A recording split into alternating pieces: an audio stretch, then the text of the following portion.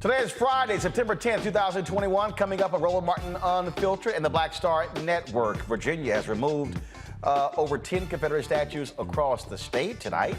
We'll have the first black governor of Virginia, Governor Douglas Wilder, and Davon Henry, CEO of the company that removed the statue. Nothing like a brother getting rid of Robert E. Lee. Republican governors are threatening to sue President Joe Biden's COVID plan. The president says, have at it. The country's second largest school district is requiring all students over the age of 12 to be vaccinated.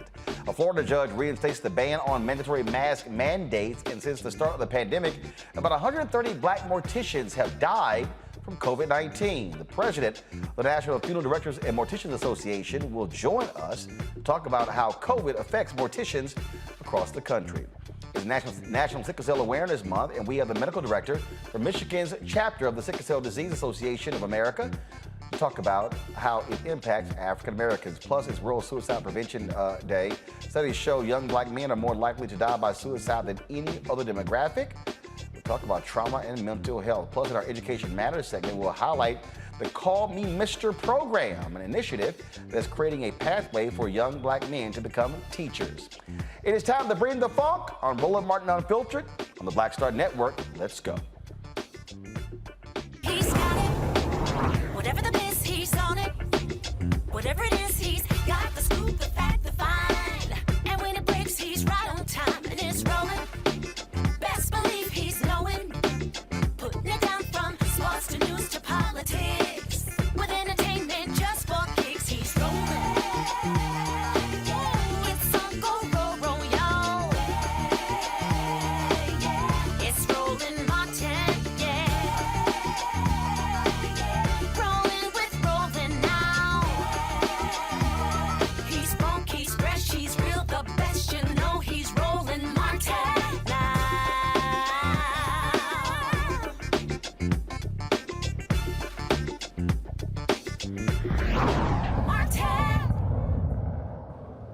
A Florida judge hands Governor Ron DeSantis a victory by reinstating the ban on school mask mandates.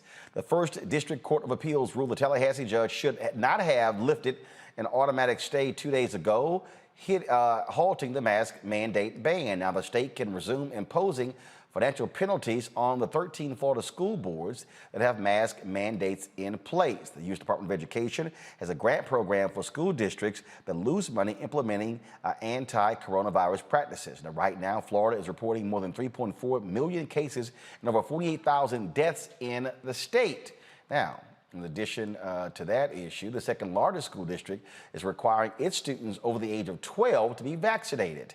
Let's go to Los Angeles, where the LA Unified School District says their 630,000 students must be vaccinated by January 10th, 2022. Student athletes and those participating in extracurricular activities need to be vaccinated by the end of October. The school board's vote protects students and staff while keeping the classrooms open for in-person learning. Let's go to my panel. Michael Inhomtep, host of the African History Show. Abisha Cross, political commentator. Kelly Bethea, communications strategist. All right, glad to have all three of you here. Amisha, I'll start with you. Let's talk about Florida first.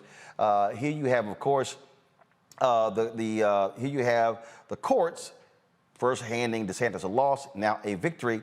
It is still utterly irrational to sit here and watch how adamant DeSantis is against these school mask mandates when the school boards are elected people who are trying to protect their students, faculty, and staff.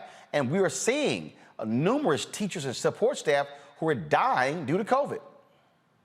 Exactly, Roland. At this point, it makes absolutely no sense. But in Ron DeSantis's head, he is running a national election. This is him campaigning for president, or at least a nominee for the Republican Party in 2024. It does not matter to him that school teachers, school staff, support staff, bus drivers, all of those individuals are coming down with COVID and many of them are dying. Those numbers do not matter. He knows what the hospital bed crisis is. He knows that even though, originally just a few months ago, he was being heralded as someone who did COVID right. And then the Delta variant hit, and he decided to ignore everything that the CDC said. He decided to ignore everything that doctors in the state of Florida said. He decided to ignore the science. He is literally raging against the machine at this point because his understanding is that Donald Trump is still the leader of the party. And as long as Donald Trump is touting everything anti-vax, everything anti-mask, he feels as though he has to come trudging right behind him, being louder, being stronger, being prouder in this,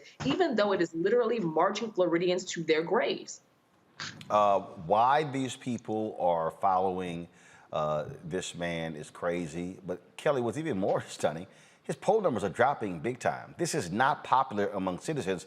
He's up for re-election next year, and so he's trying to run a presidential campaign. You might want to focus your 2022 race first. I mean, I would focus on just saving his constituents' lives first, period. Like Amisha was saying, he's acting as though Trump will help him in the next election cycle. And as history has shown in the past couple of years alone, Trump doesn't help anybody but himself. And the cognitive dissonance with people within the Republican Party regarding Trump is just it's so great, to the detriment of not only themselves, but their constituents. Floridians are dying. Specifically, Floridians who are unvaccinated and children specifically are dying. And it's almost as if they do not care for the sake of their own political party, their own political standing within that party. And it is just incredibly unfortunate that we are going to see it get worse before it gets better, just because people are hard-headed. Simple as that. The Republican Party has made a calculus, Michael, and that is they think they can win by opposing mask mandates, opposing President Joe Biden when it comes to vaccinations. This is a political calculus that they have made. It has nothing to do with public health. It has to do with politics. Absolutely. And, you know, a lot of the people they're listening to have been vaccinated. Donald Trump got vaccinated. Their Lord and Savior, Donald Trump, got vaccinated. Okay. Fox News, where they get a lot of information from, Fox News has a vaccine mandate. If you want to work at Fox News, you have to be vaccinated.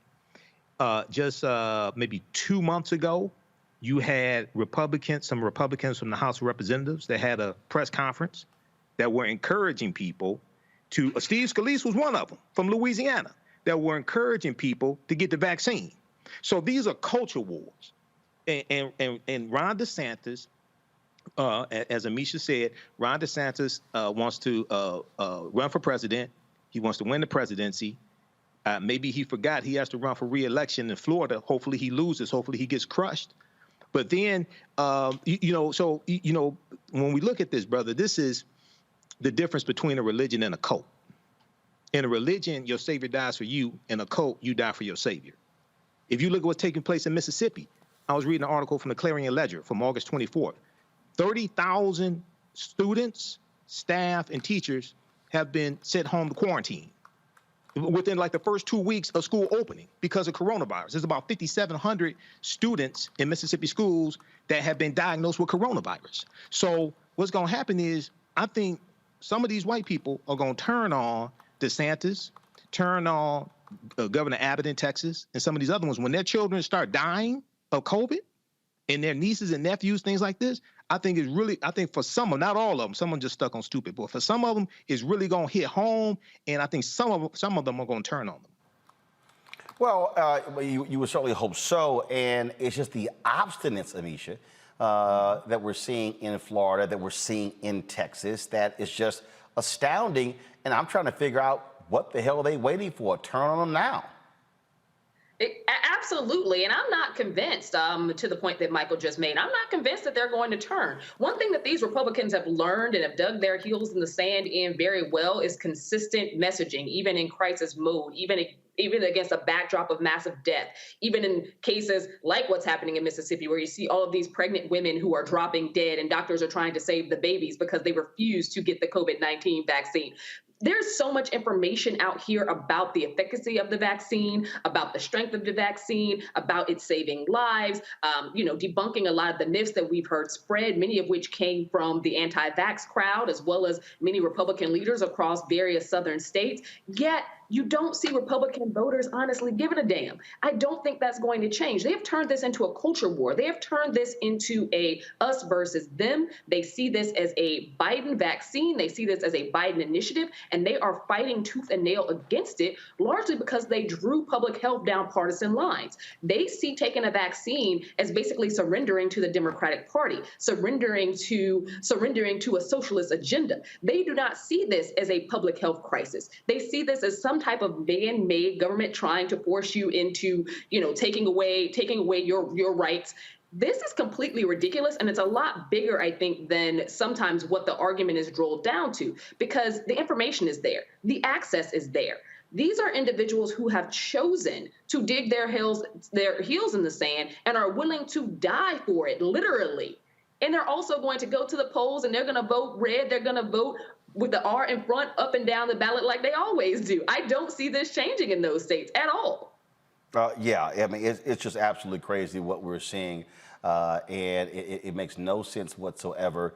Again, Michael, I don't have a lot of faith in Republicans saying they're going to sit here and turn their backs on Ron DeSantis or Greg Abbott. Greg Abbott in Texas is sitting on $55 million in his campaign war chest. Granted, his numbers are way down, but I think you're going to see a lot more of this as we move towards 2022. And yeah, I think that the problem, like right now, 1 in 4 kids have gotten COVID.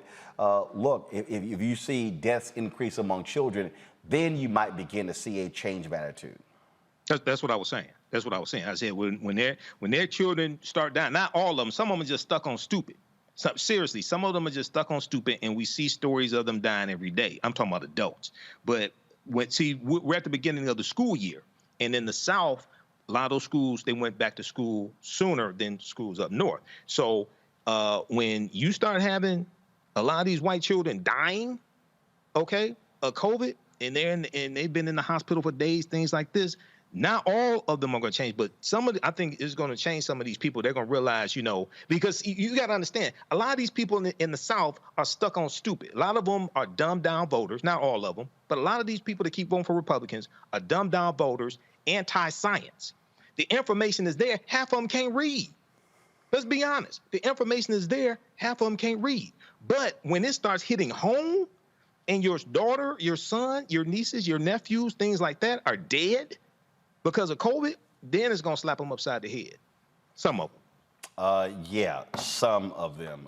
We shall see a little bit later in the show. We're going to talk about how black morticians are dying due to COVID, how they're protecting themselves. We'll talk about that a little bit later in the show. Let's now talk about what happened in Virginia, where Robert E. Lee statue was removed.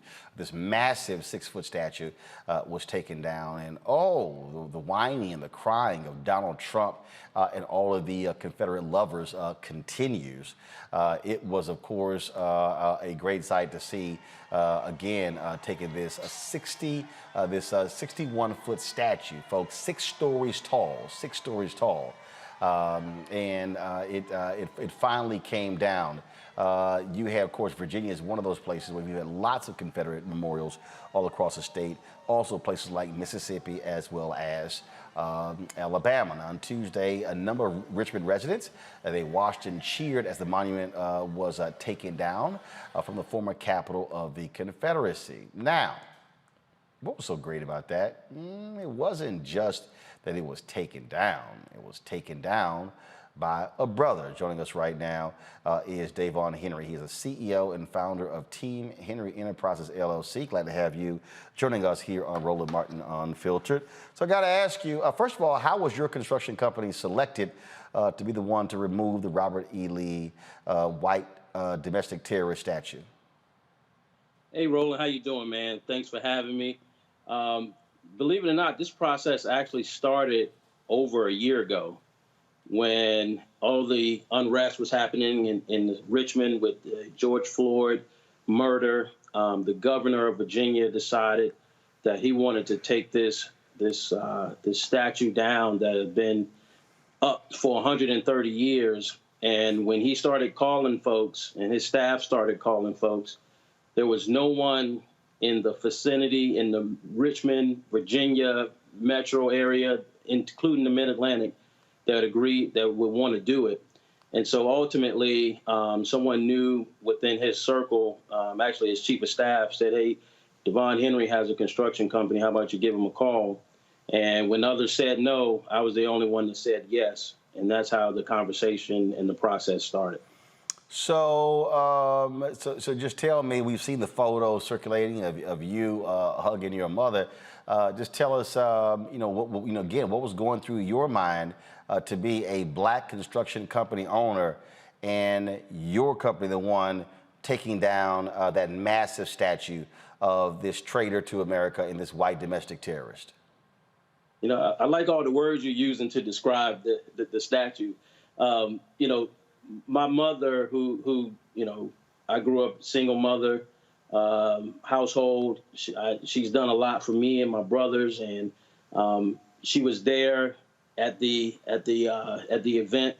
And when I came down, she was screaming, "Hey, hey, hey, hey!" And first thing I did was run over there and give her a hug. I'll admit I'm a mama's boy, but like I said, this process has started for over a year in the planning process. And every time I started thinking about what we were doing and going through what we were needed to do, there's a quote by John Mitchell Jr., who was with the Black Planet. It was a newspaper here in Richmond back in that time. And he quoted, his quote was, black folks put up this statue, and when the time came, it would be a black man to take it down. And that quote resonated with me, stuck with me for over a year. And so when the time came, it was extremely emotional, extremely, it's bigger than me. Like Nino Brown said in New Jack City, this is bigger than Devon Henry. There were so many people that have worked over decades to try to get this statue down. And I was just pleased and honored to be the person that was able to fulfill a lot of people's work. Tell us how difficult the process was, because you couldn't just take it down. You had to basically cut the head off. Yeah, we put together a team, and we studied it. We understood exactly where we needed to make the cuts to actually lift the statue off of the granite. It's 60 feet in the air. The statue itself is 22 feet from top to bottom, and it weighs about 24,000 pounds. So when you think about something that size in the air that hasn't been touched in over 130 years, you know, there's a lot of due diligence, a lot of planning that had to take place. The reason why we cut it was just for a safety reason. When you're transporting something that size, you need to be within code and compliance and make sure that on the roads that it can be safely transported. So just going through all that process of understanding how things were built back then, and which is miraculous that Black folks were that crafty to build something like that. It's massive. And so just coming together with our team and putting together a solid plan that everyone agreed upon, it just really took a lot of time, but as you can see, was executed flawlessly.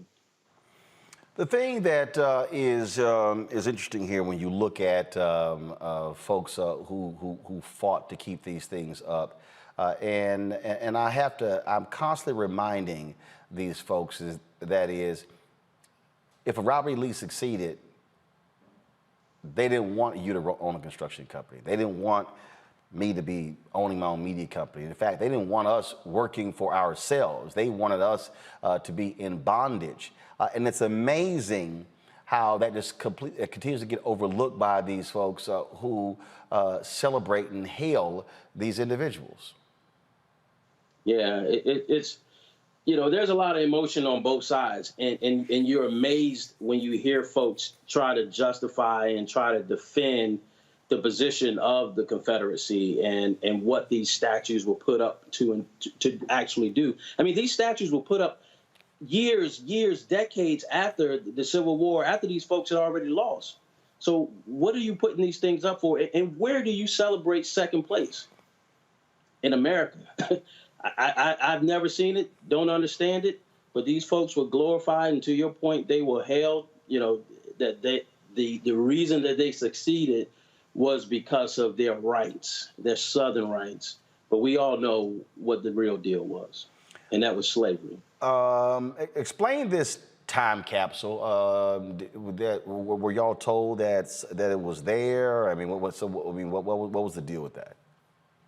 Yeah, so part of the contract was also to pull apart the pedestal, which, you know, weighs over 1 million pounds, and try to disassemble it in a manner that it could be preserved for whatever they want to do with it at a later time.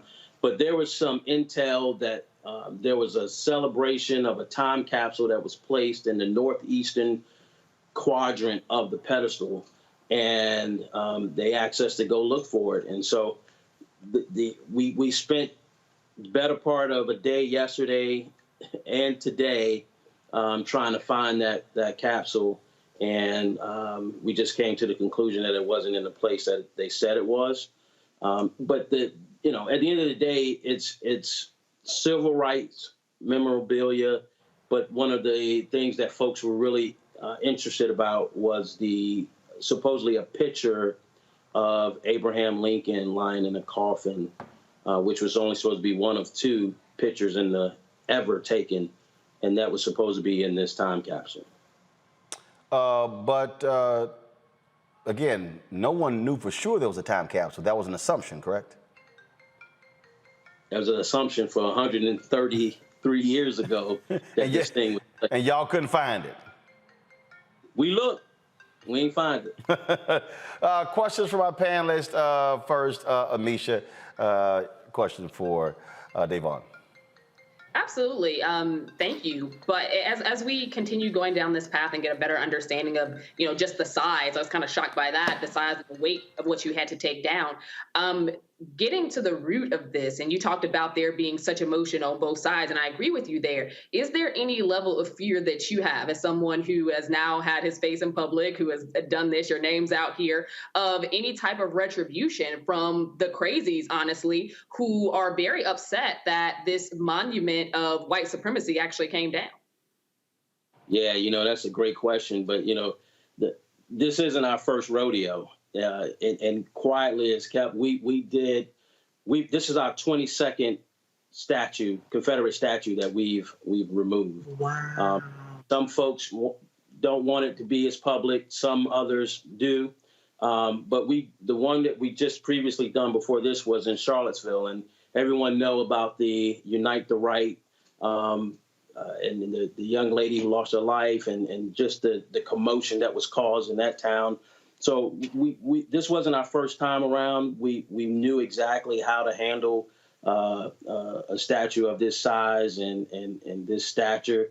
So when you talk about fear, when we first started this process a year ago, July 1 of 2020, my daughter's birthday, we took down the first Confederate statue in Richmond, and sometimes thereafter, someone leaked my name. We did it in a way that we were trying to protect my family, the staff, our team, because everybody's not willing to be in front of this thing, and they have some serious and legitimate concerns about having their name out in public doing this type of work. And so they leaked my name and then try to tie me to the mayor and all this nefarious stuff. But ultimately, when I do this work, I'm wearing a bulletproof vest, extremely aware of the surroundings, making sure that there's law enforcement around. But yeah, there was a really significant backlash from death threats to folks that in our area who said they would never do work with my construction company again. So, we had to go through quite a bit of adversity, quite a bit of BS in doing this type of work. Michael. Hey, Davon. First of all, congratulations, brother, on this. This is fantastic what you're doing. And you've taken down 21 Confederate statues. That's right. Is that 21? Okay, that's excellent work. When we look at these Confederate statues, you were correct. These were built long after the Civil War ended. This one here was built in 1890. What are people talking about putting in place of this Confederate statue, General Robert E. Lee, who, by the way, was against Confederate statues and against Confederate monuments, even those of him? He didn't think any of them should exist after the Civil War ended. Are people talking about putting something in its place to talk about this history? Because this history needs to be taught. One of the reasons why we're still dealing with the issues today is because we don't understand the history of the Civil War. Yeah, well, let me first acknowledge that pin on your lapel. That looks like a mighty nice pin, blue fire. But hey, go my frat. The governor and the folks in Virginia have established a commission that they're trying to reimagine, because it wasn't just General Lee there. It was Governor. Can you hear me? I'm sorry.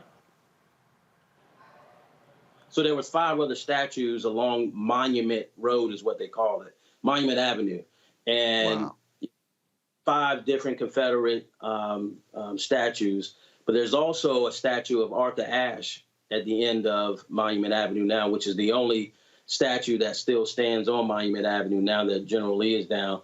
But to answer your question, there is a commission put together that's going to take us some time to study what do they want to do with that area, with the pedestal, and they call it the Reimagining the Monument Avenue Commission.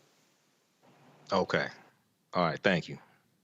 So, first of all, Davon, you know, you already cut that Sigma crap out. This is an alpha show, so you know, don't nobody want to be a Sigma at all. You know that. Kelly, what's your question for Davon? No, y'all are funny.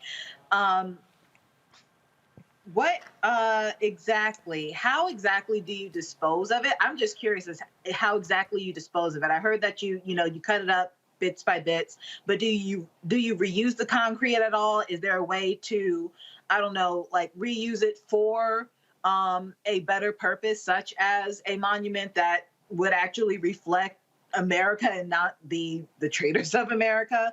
And to piggyback off of the sentiment of the commission to reimagine Monument Row, what would you like to see there? Yeah, that's a lot.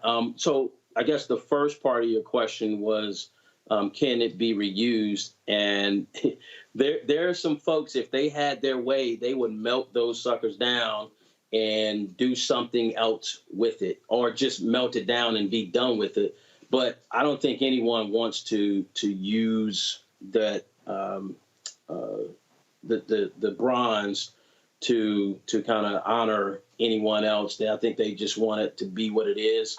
But me personally, I don't have a say in what whoever my client is, whether it's the city or whether it's the state or it's the university. They all have their own folks and decide, hey, we want to put this over here, and we may, do an auction. We may put it in a museum. We may, do whatever. But that's ultimately up to those entities, the client, of what they want to do. For me personally, I think my frat brother, the mighty man of Sigma, he said, there needs to be some sort of history marker. There needs to be some sort of maybe a placard. But what I'll tell you is, my company also built a memorial. So at the University of Virginia, they wanted to do something to acknowledge the contribution of the enslaved labor at the university, which is a big step for a university like UVA. And we built a memorial called the Memorial to Enslaved Labor. And it gives you a timeline of, how slavery happened in that area. It also has the names of folks that were enslaved and worked at the university. So I think there's a way to kind of get rid of these bronze old statues and find a way to show what happened, but also acknowledge the contribution of Black folks to this country. Well, I'll say this here. I say melt the son of a bitch and turn it into statues of Black civil rights heroes from Virginia. That's what I say do with it. All right, Davon, thanks a bunch. I'm sorry you had to pledge that youth group, but you always going there. What? You don't want to do that. Everybody couldn't be alphas, but I'm between you and Michael. I'm just shocked to actually meet Sigmas under the age of 55. There you go. And my chapter brother, Jonathan Mason. Huh? My chapter brother, Jonathan Mason, our previous president. Oh, yeah, he know. And he ate you up, too, the last time he came on your show. Actually, he didn't. He didn't. See, right now, even he would tell you, brother, stop lying. Nah. It's all love. All right, Davon, thanks a bunch. Great job. Great job on the retreat of Robert E. Lee for a second time. Thanks a lot.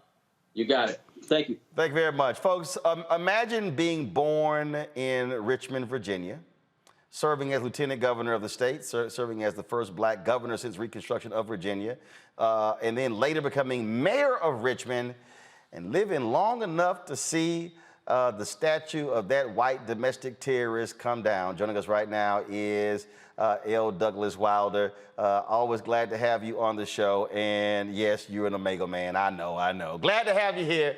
So I gotta ask you, man, you've lived a long time.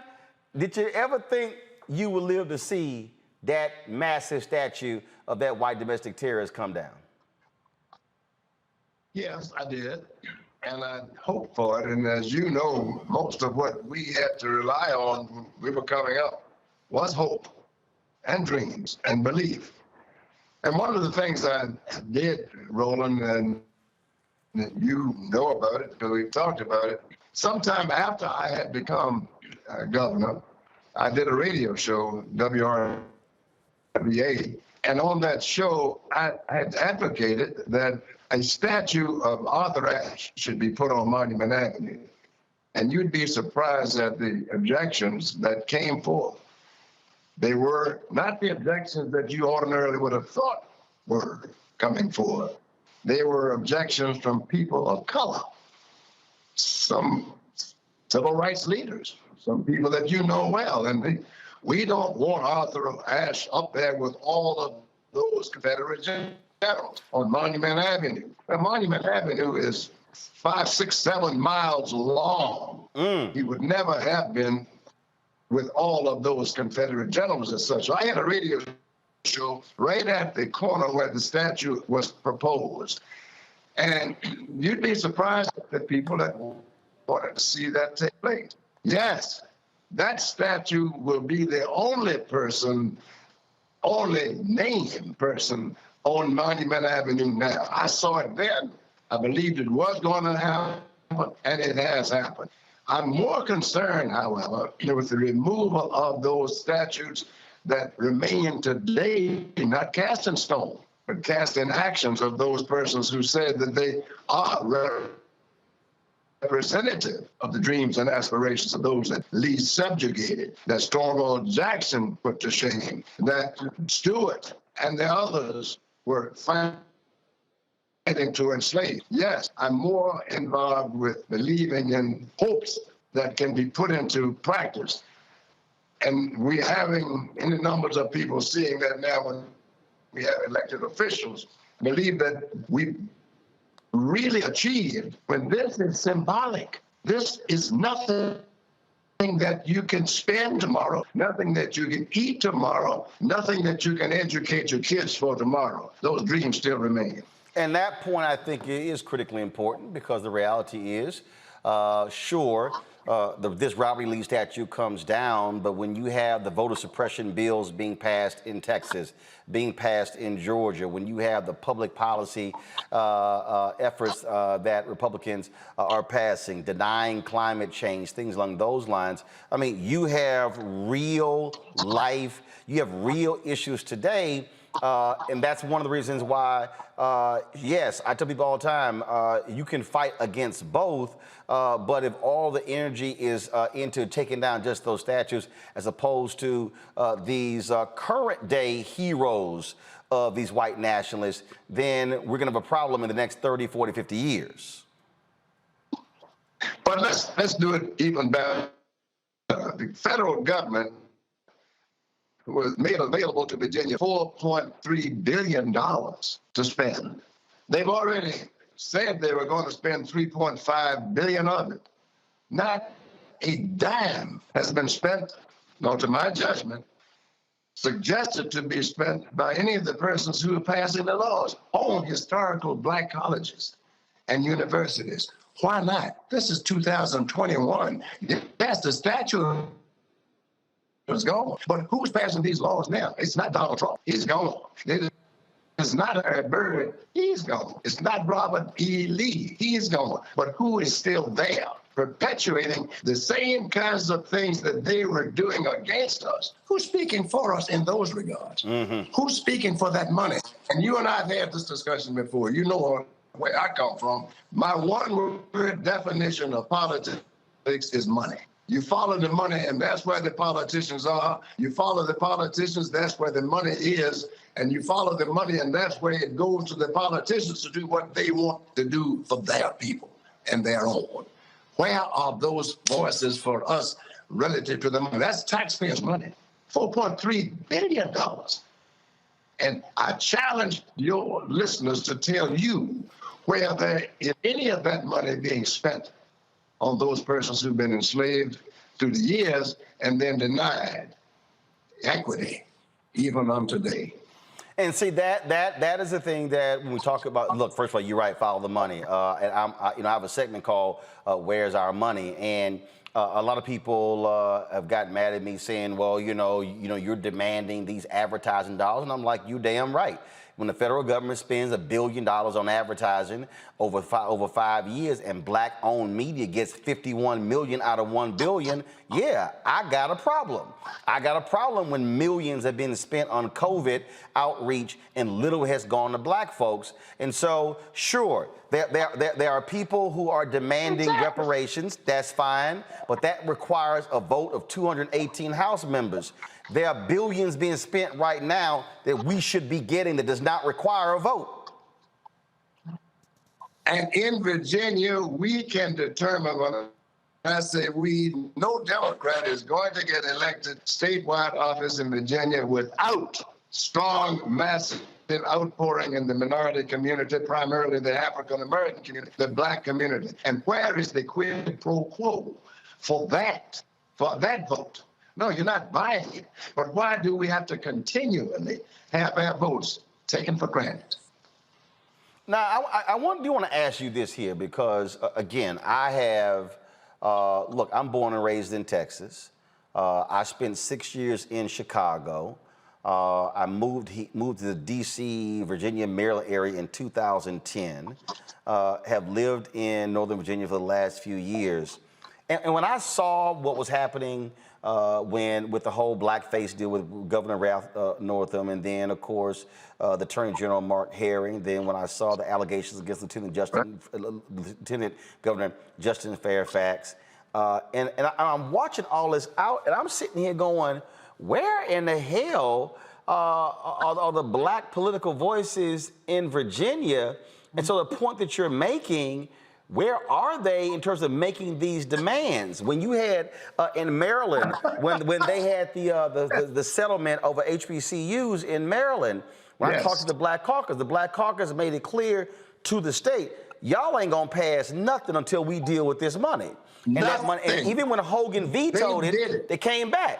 So and again, look, you've been in Virginia your entire life. You've been in the whole political world.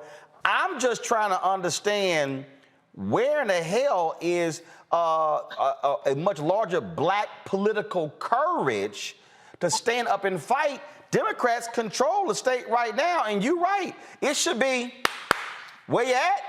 It does not require any courage at all. All you have to do is what the job was created for you to represent people. Now, if you can't do that, so what did happen?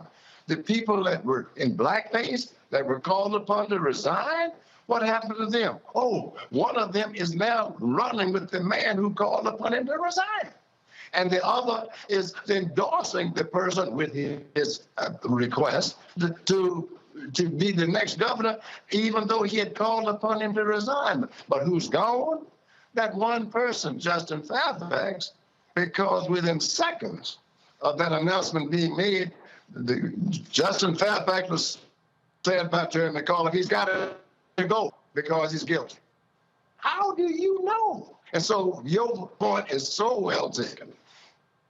In Maryland, the Congressional Black Caucus got involved. The state Black Caucus got involved. The NAACP got involved. Black leadership got involved. And where are we and what are we doing? We are still waiting for something to happen. And we have a gubernatorial election in Virginia this year. Is it an important election? Yes, it is. Will the Democrats control it? Only if black voters turn out, and they need to have a reason. Why can't they have a reason? Well, and that's where we talk about, again, being able to make demands. And what I also keep saying is, I'm enough with scared Negroes. There are people, again, who want to criticize me, man, why are you going after these companies? Are you going after, because guess what? And I'm not scared. And the other deal is this here, I keep trying to tell these people, they keep saying, well, things take time. Damn that, okay? Governor, you 90. I'm 52. First of all, ain't no day, no hour, no minute, no second promised. And my whole deal is we got to break down the walls right now so somebody not having to do this, not next 50 years, next 25 years. Hell, I don't want folks to have to keep going through the same battles next year. Yeah, if not now, when? And if a thing is right, the time is always right. And you called on the people. Now, this doesn't mean that people who are not speaking out for this are cowards, but are they representing the people who elected them? And I can say this to you, Roland, you'd be surprised at the numbers of whites who have that same question. They ask them, oh, wait a minute, why are the people who supposedly are representing the black interests speaking for these things? If perhaps they spoke to them, they could be educating us and our votes could change. That is what I learned when I was in the state legislature. I had any numbers of people tell me, we never knew this. We never had anyone speak to us at this level to tell us what the problems are. I've done it when I was in the state senate. I did it when I was lieutenant governor. I've done it when I'm governor. I'm doing it now, distinguished professor at Virginia Commonwealth University at the Wilder School of Government. And we teach what we preach. We practice what we preach. And we encourage youngsters and all to take up the mantle and cut away of that morass of indifference that still exists in our society, to demand what's right and to criticize what's wrong. Well, Governor Wilder, it's always great to have you on the show. I'm going to be traveling down your way very soon. We're going to bring our cameras. We're going to sit down for a sit-down conversation, talk about a whole bunch of stuff. We're going to look for it. Look forward to you, Roland, and God bless you. I appreciate it. Thank you very much, sir. Thank you so very much. I want to go to my panel here, and I want to pick up on that point that the governor made there, which I think is really important. And that is, when we're talking about fighting to tear down these monuments, it's also fighting to ensure future monuments, such as restrictive bills, don't get passed. Because I keep saying this, and I'm literally turning in the manuscript for the book very soon. What we have to understand, Amisha, that we are operating in this space of white fear. When we see this whole, the big lie with the election, that's white fear. When we see what the Republicans in Texas did, they were really targeting Harris County, Harris County is bigger than some number of states in America. They are afraid of black voting power. That's why Republicans do not want to reauthorize the Voting Rights Act. That's why they're fighting tooth and nail, which also means the Senate, when they come back on Monday, I don't want to hear a damn thing about Biden's $3.5 trillion infrastructure bill. It should be from the Congressional Black Caucus, unless you move on the For the People Act and on the John Lewis Act, we ain't letting nothing get through here. There cannot be compromise on this. And the same thing with the George Floyd Justice Act. Well, I agree with you, Roland, because at the end of the day, we all recognize the congressional calendar is very short at this point. They're going to come up to the budget ceiling very quickly. And we know that if change isn't made within the next month, large scale change in terms of support of pushing for lifting the filibuster, ensuring that the Voting Rights Act and the John Lewis, the Voting Rights Act as well as the For the People Act actually make it and they pass, then it is all for naught, because there is no time like the present. And what we know is that with the prognostication of what's going to happen with the midterms, there is not going to be another shot or another bite at this apple. The Biden administration and Congress has to ensure that voting rights are actually upheld across this country, or else everything that both him and Kamala Harris spoke about, campaigned on, is not going to happen.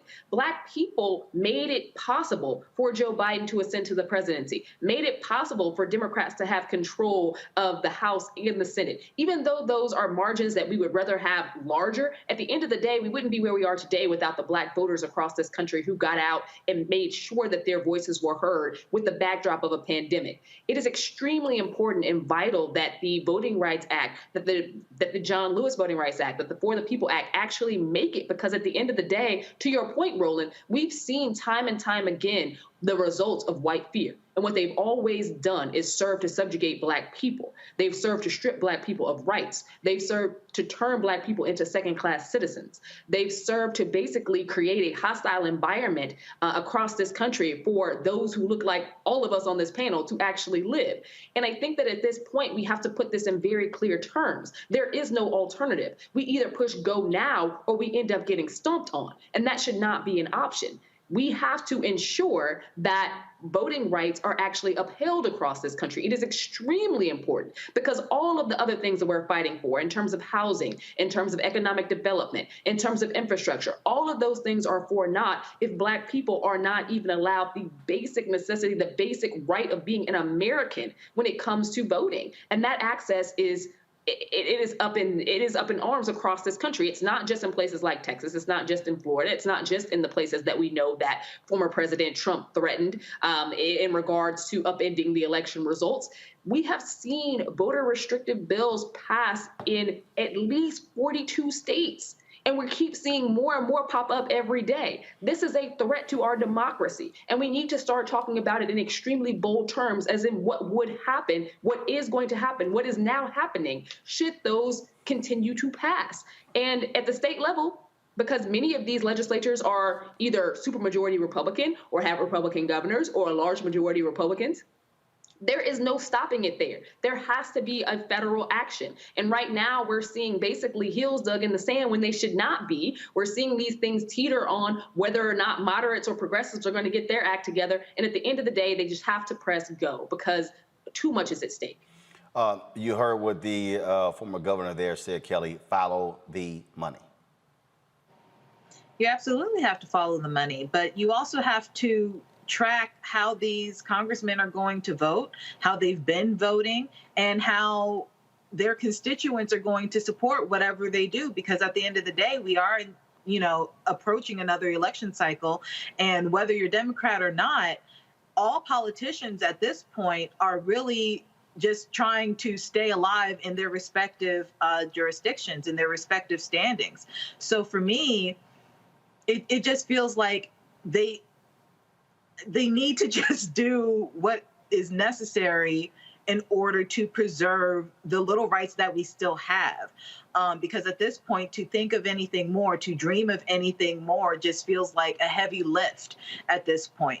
Every year, every cycle, it just feels like people are just chinking away at voting rights between Shelby v. Holder and this past election cycle with the voting restriction laws that have, just run rampant. If Democrats do not, solidify their stance on exactly what they need to do and recognize, like Amisha said, that Black people were the reason that they are still in office, I don't know how it's going to shape up. I don't know how the landscape is going to be if they do not have as strong of a backbone as Republicans do, because at this point, it just feels like they are just acquiescing to whatever is on the table, whatever just ebbs and flows, as opposed to just standing strong in their constituents' beliefs to solidify voting rights and everything else that really just needs to be passed at this point. Michael, at the end of the day, when we talk about, follow the money, when we talk about what has to happen, you cannot assume, well, this was going to happen a year from now. Bottom line is this here. There's a midterm elections next year. Democrats could lose the House. That means that they'll be back in the minority. That means you won't have Speaker Nancy Pelosi. That means they will not be in charge of the House.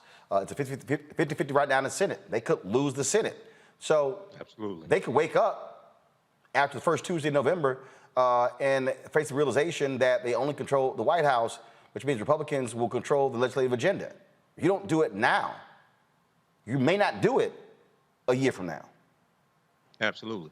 Well, not only would Republicans control the legislative agenda if, God forbid, they take back control of the House and especially the Senate, but Mitch McConnell would block Joe Biden's Supreme Court nominations, like he did with President Barack Obama 2016 with Merrick Garland.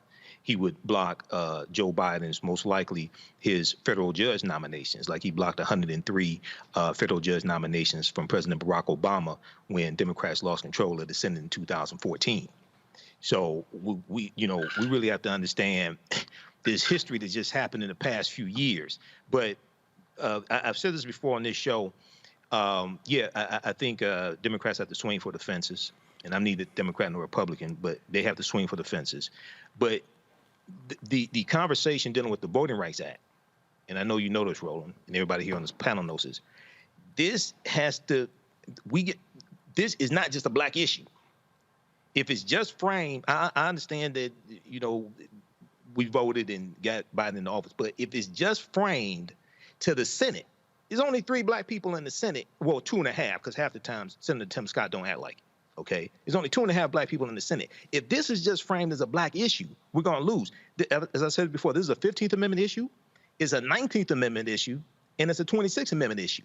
All these white women that are crying about and I understand what happened in Texas with the abortion bills. They need to be sticking their foot up Joe Manchin's behind, as well as Kristen Sinema's behind, because this affects their votes as well. This is not just a black issue. African Americans only make up 3.5% of the population of West Virginia, okay? But there's a whole lot of white women in West Virginia, all right? So we have to really expand this issue, and there has to be different interest groups.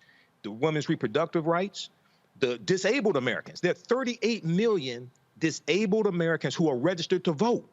When you talk about restricting mail-in ballots, this impacts disabled Americans negatively, regardless of race, okay? So I know we understand this here on this panel, but the pressure has to come from all different sectors on the Senate. And it's not just Manchin and Sinema that are against changing the filibuster. There's some other ones who are not as prominent, who are hiding in the shadows. Okay, so we need to kick their behinds. Folks, gonna go to break. We come back. We're gonna talk about the impact of COVID on black morticians. More than 130 have died. How they protect themselves from COVID. Also, Megyn Kelly was not happy at the Negro national anthem. Lift Every Voice and Sing is going to be sung before every NFL game. She said they don't care about average Americans. Can you define average American, Megyn? Oh, maybe they're the ones who believe in white Santa. I've got a few words. That's later on Roland Martin Unfiltered, broadcasting on the Black Star Network. Back in a moment. I believe that people our age have lost the ability to focus the discipline on the art of organizing. The challenges, there's so many of them and they're complex, and we need to be moving to address them. But I'm able to say, watch out, Tiffany, I know this road. That is so freaking dope.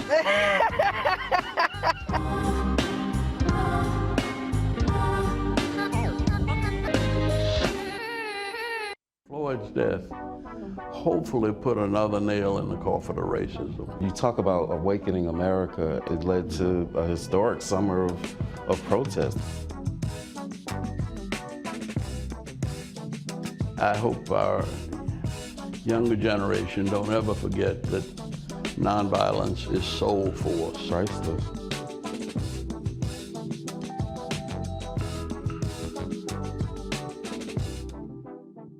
Hi, I'm Vivian Green. Hey everybody, this is your man Fred Hammond, and you're watching Roland Martin, my man, Unfiltered.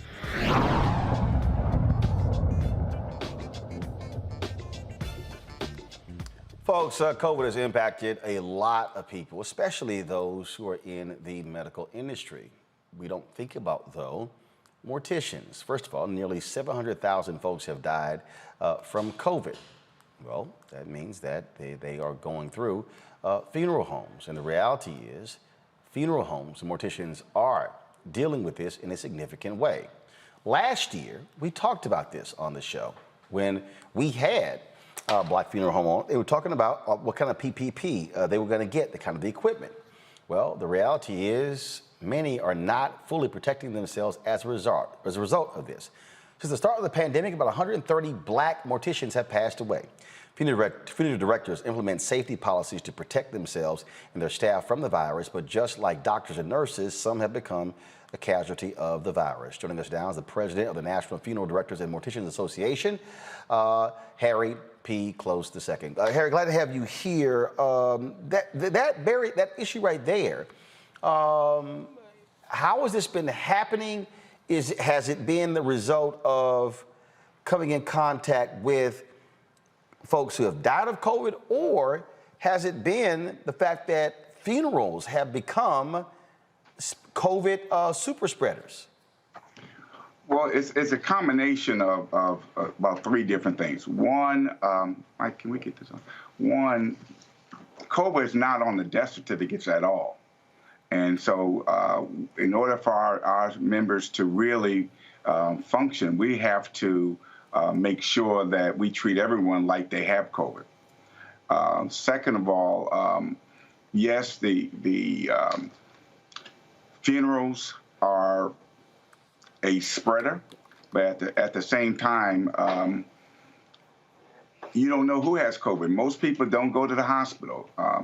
It's an airborne virus. It's on your clothes. It's under your shoes. Someone might have a mask, and if they cough, if it's caught in the mask, great. But if not, it's spread out, and then the droplets fall on the ground, and we're walking in it. Our colleagues were just so inundated with this virus. Now, since the Delta virus, we lost 4 funeral directors in the last week with the Delta virus or the Delta variant of this COVID-19. So it is really a major issue that most people don't realize. That's just the funeral directors, 130. We're not talking about the staffs. And so, what are your members asking for? Are they asking for assistance? First of all, do your funeral homes have the right protections and things along those lines? I think that we have it, and I want to thank you because the last year around May we were on, and there was a shortage, and because of this segment, we were able to really get inundated with numerous suppliers. So the issue now is not the PPEs. The issue is that we have people in this country not using masks, not taking the vaccine, and unfortunately, we're in a profession that we can't know what that family member has. If someone else has COVID, they died of it, or if it's not on the death certificate, that means that the family's exposed to it, and they're in the funeral home when the funeral director is serving that family at a time of need. That we're the last stage of the health system. And unfortunately, what we're trying to really emphasize across the country is for, particularly in our community, take that vaccine.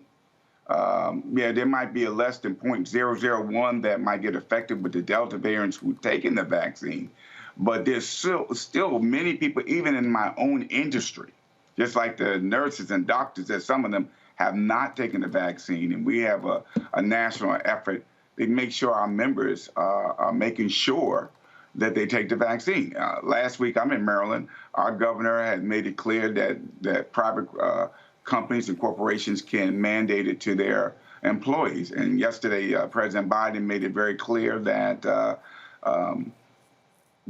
as a corporation, a private company, that you can mandate it. It's common sense to me. Everyone in this country has had, and even your listener audience has had, someone that died of this I'll say plague, COVID-19.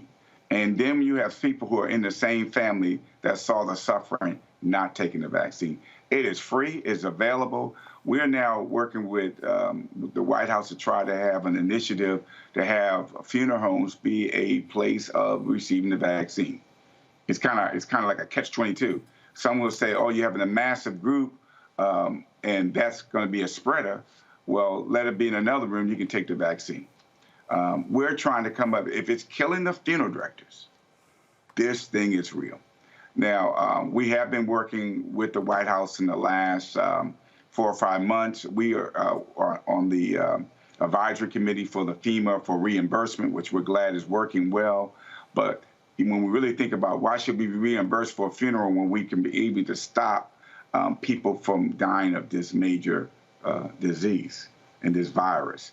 And so we're now looking at another point, letting people know that most people didn't know that many funeral directors have died, and particularly in the African-American community. And if you go to your vital records, get American Freedom Act or through Social Security, you will find how many have died. That category on that death certificate says occupation, funeral director, mortician, and embalmer, which means we're more exposed than our colleagues on the front end. But what I'm saying and asking your listening audience, we know we have family members. I had one of my children. It took me months to convince them, you need to take the vaccine. And, this thing is wait a minute. Here you are dealing with this, and it's not like you want to sit here and have to bury a child early, and you're going through this, and you had to convince even one of your own children? Own child. Yes. Wow. And I can't use the vernacular that I really use, but you just hit it.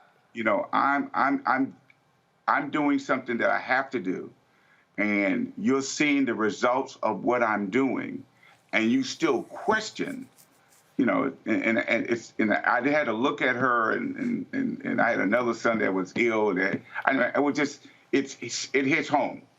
And I'll just say, like I say at my church, I can't even wrap my head around how people are seeing what's happening in the world, and there's an opportunity to prevent it.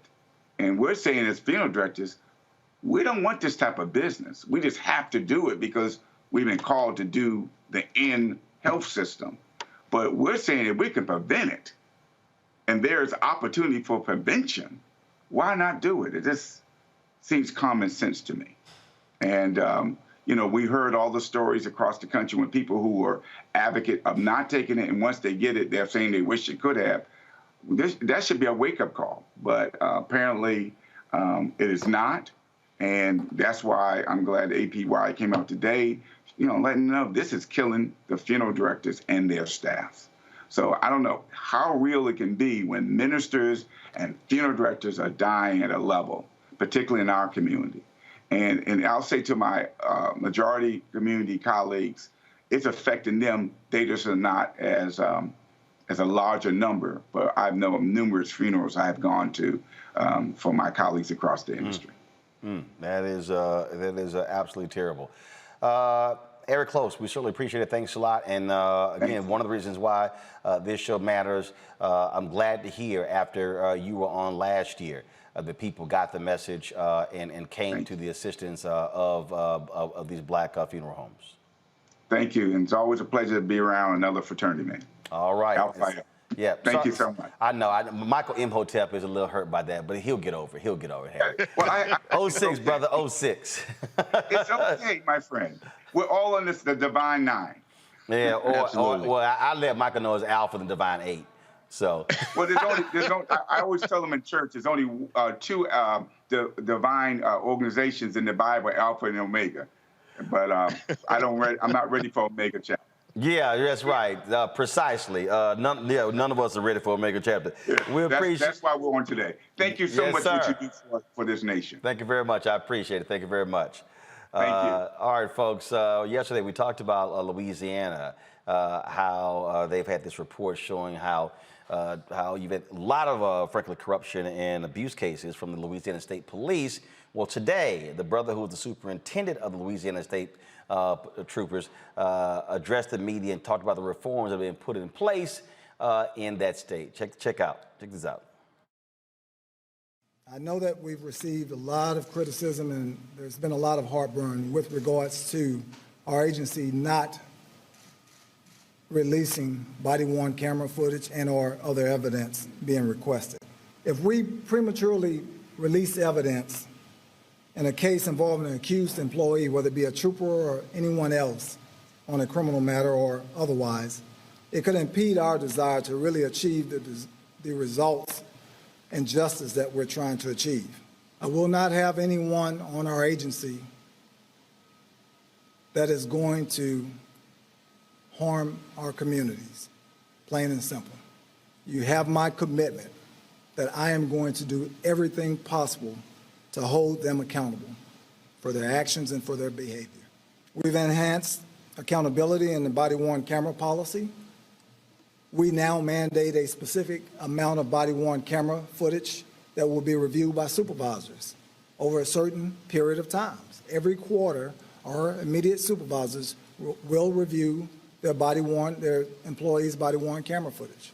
We've expanded the use of force policy, including a ban on chokeholds, a ban on the use of impact weapons to the head or neck area, and mandated that all of our troopers and DPS officers carry less than lethal weapons.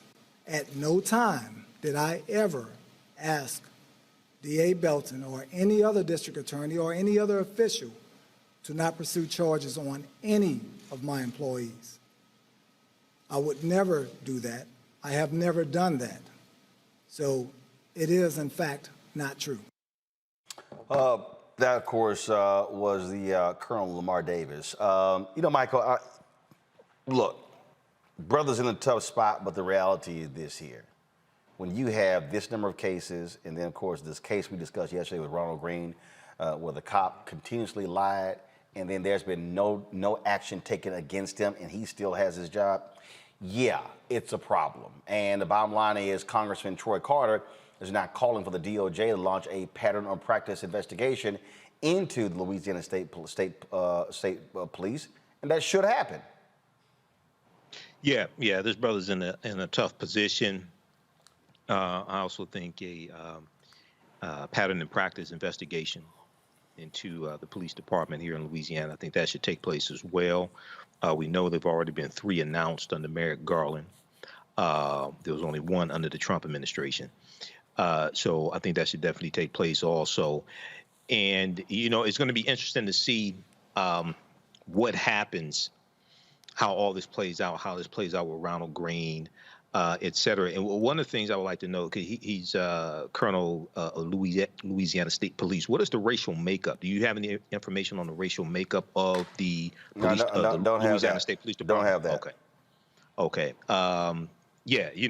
And this is something that we deal with, each week on the show, multiple times a week on the show also. So, we're going to have to see what happens with this. But he's in a tough position as well. And this is another reason why with these police departments, activists have their job. That's true. But at the end of the day, more of us who want to do the right thing are going to have to become police officers and do it inside these organizations, because activists on the outside can only do so much. 3 years ago, 1 in 6 troopers black, 1 in 25 are women. They're in Louisiana. The thing here, Amisha, I think it's important. Again, you have DOJ coming in, but bottom line is whether it's Louisiana State troopers or so many other law enforcement agencies, you got to clean house. And the problems is they are held back by these onerous contracts from getting rid of these folks, which is why they're built into those contracts, because they pretty much have got jobs for life. You're absolutely right. It's extremely difficult to get rid of an officer for poor practice or pretty much for anything because of the contractual obligations, because that's how many of the unions have actually decided how they're going to be written. But in addition to that, cleaning house also means cleaning house at multiple levels. So that means those individuals, not just the ones who were out on the beat committing crimes or doing things that were against the line of law, but also those who knew about it. That means those who covered it up within the police stations who honestly weren't out there on the streets at all. These individuals see body cam footage and they oftentimes, push that footage aside, meanwhile knowing the entire time that the inappropriate protocol was taken. These are also individuals who in many cases cases have done this for years, who have multiple cases behind them of evidence that showcases that they were involved in some nefarious acts. So when we talk about cleaning house, there's a recognition that it's not just the people who are out on the streets who are, brutalizing individuals in arrest or murdering them in the process of an arrest. There are also the people who acknowledged it, the people who covered it up, the people who made sure that those tapes were never seen or held for years until they do finally, leak. But all in all, I think that because we have such strenuous processes at the local level when it comes to getting rid of these bad apples, as many people call them, but I would call it a structural issue overall, it becomes extremely difficult. And many of them, honestly, not all of them are white. We know that several people who are in leadership and several others who have also been on these beats are also Black. And at the end of the day, when we talk about cleaning house, we should clean house regardless of the color of the person who was actually involved. It's just a very tedious process. And when we see a lot of these local levels, particularly across the South, policing entities, the decision is always to basically defend those cops, defend their honor, and to fight like hell to ensure that these individuals stay, regardless of the fact that news has come to light of them doing some very tragic things. Kelly? No, I agree with everyone on the panel here. My thing is, when there is accountability and transparency, there is no issue regarding the release of videotape. So when the I think, was it the chief or the officer who was on that tape just now saying, he wants to make sure that nothing is out there prematurely. Well, your officer prematurely almost killed a man. Your officer prematurely assumed that this person was guilty before anything happened. Again, with accountability and transparency, it doesn't matter whether the video is released immediately or, 2 years from now, so long as transparency and accountability is in play. But further, this notion of cleaning house, not only does it take time and does it take energy, and how we were talking about officers becoming incredibly difficult because of contractual clauses and the like. Cleaning house to me also includes cleansing the palate of the culture, meaning that you can keep the concept of safety and protection and vigilance in police officer work and still reject the bias and the conspiracy and the insidiousness of the culture. When you cleanse the palate of the culture, that is what happens here. So I agree. Like I said, I agree with everybody on the panel, but at the end of the day, this all boils down to accountability and transparency. Hopefully the DOJ will be able to come in and actually, implement some modicum of accountability or transparency. But like everyone on the panel said, we have a long way to go. Indeed. All right, folks, got to go to a break. Before we go to break, be sure we want you to support us here at Roland Martin Unfiltered by joining our Bring the Funk fan club, where every dollar you give goes to support this show.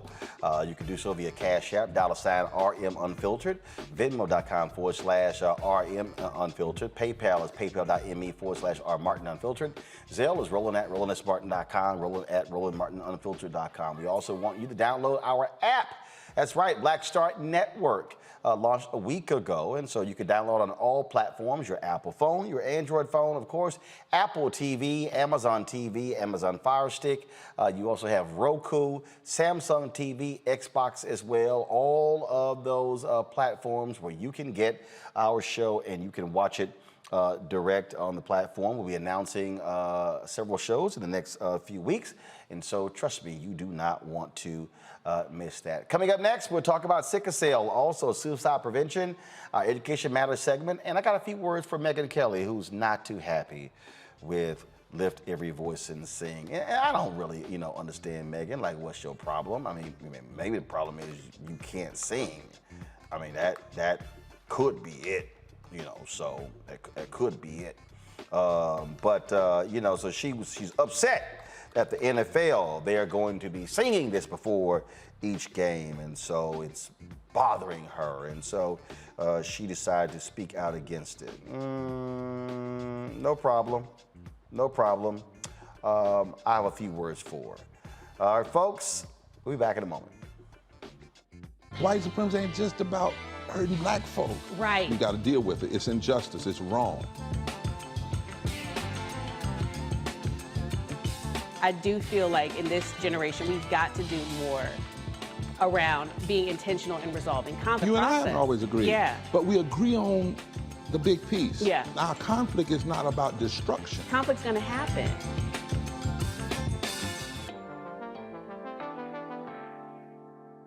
Murder. We saw struggle for civil rights as something grown-ups did. I feel that the generations before us have offered a lot of instruction.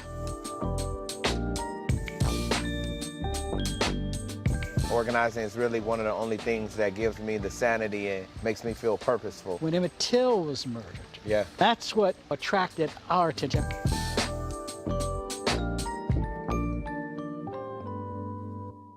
What's up, y'all? I'm Will Packer. Hello, I'm Bishop T.D. Jakes. What up, Lana Well, and you are watching Roland Martin Unfiltered.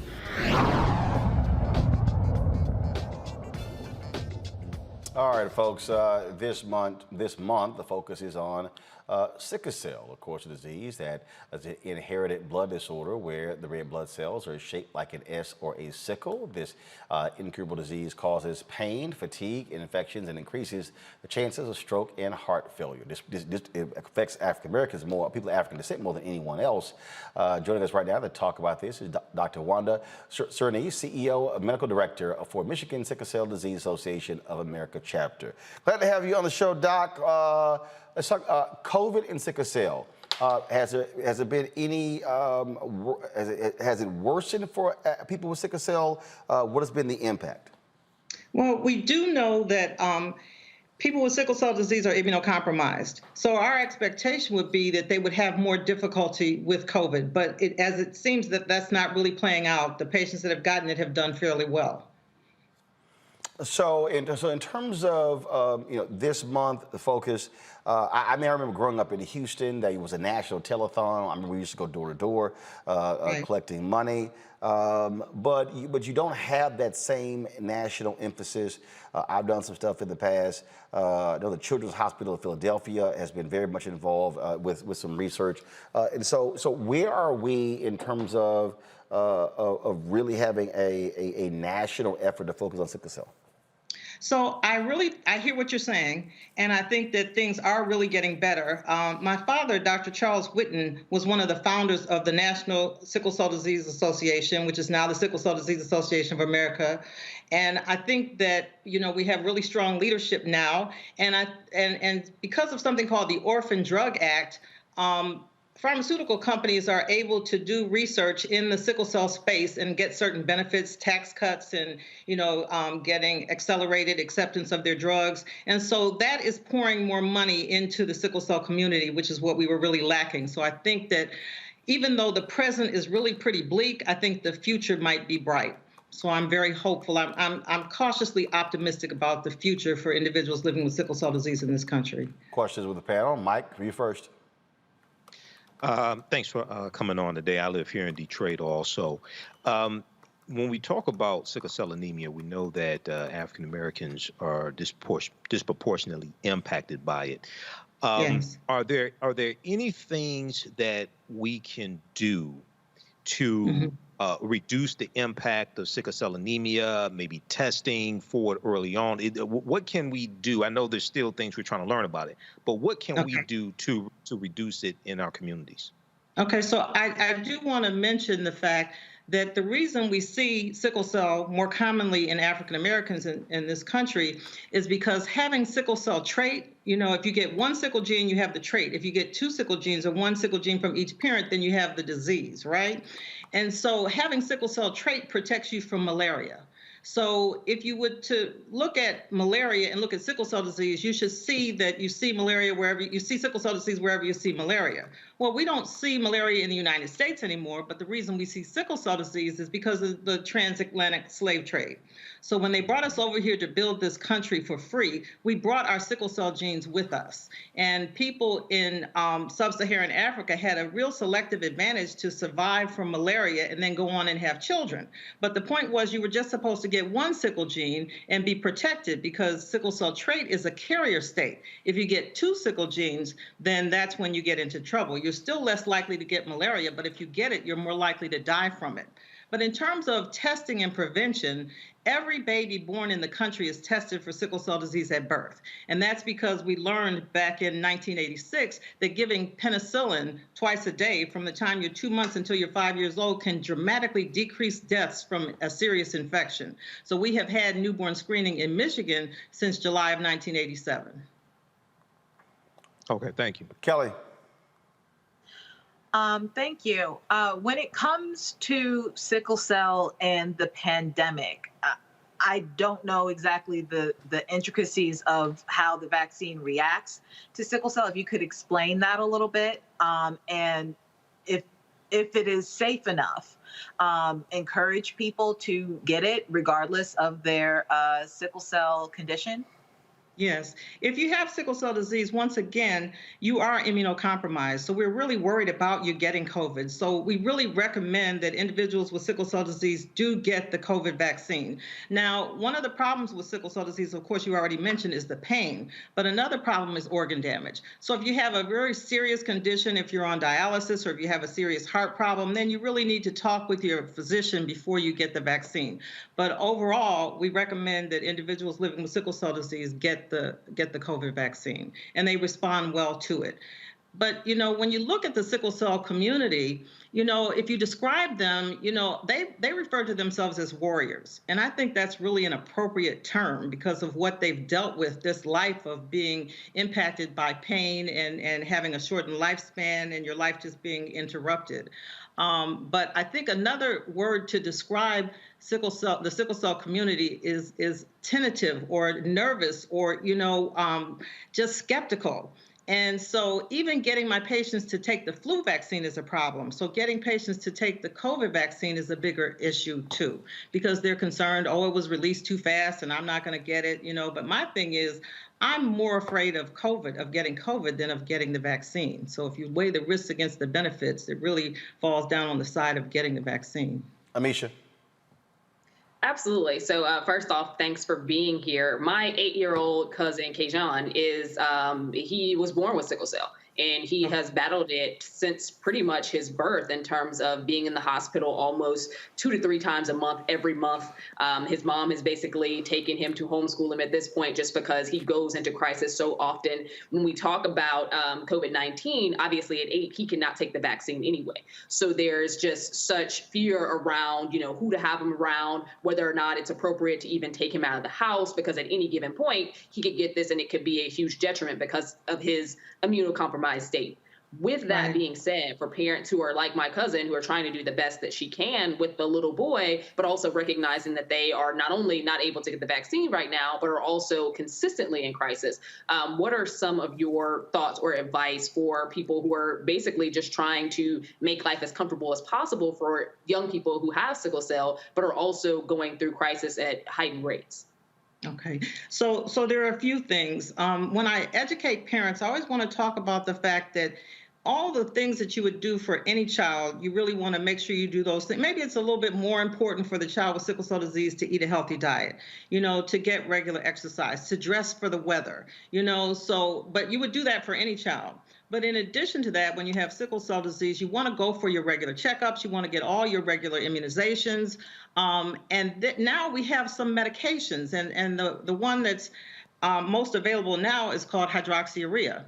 And we know that hydroxyurea decreases pain episodes, it decreases pneumonia, it decreases the need for blood transfusions, and people who take hydroxyurea live longer. But hydroxyurea is a repurposed cancer drug. And so a lot of patients, I'm getting back to that idea that our patients are skeptical with good reason. And I'm not going to put that toxin in my body. I don't want to take a repurposed cancer drug. And so only about 10% of the people who are eligible to benefit from hydroxyurea actually take it.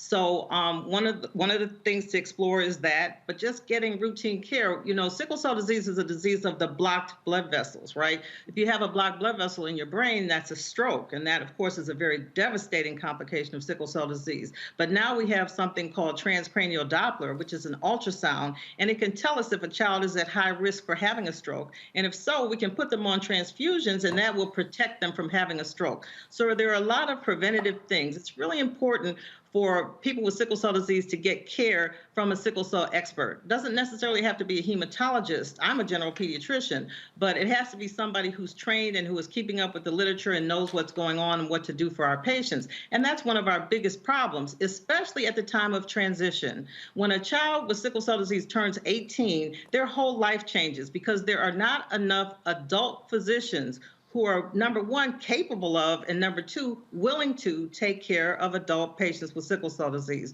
So that's one of our biggest challenges right now that we're trying to work on.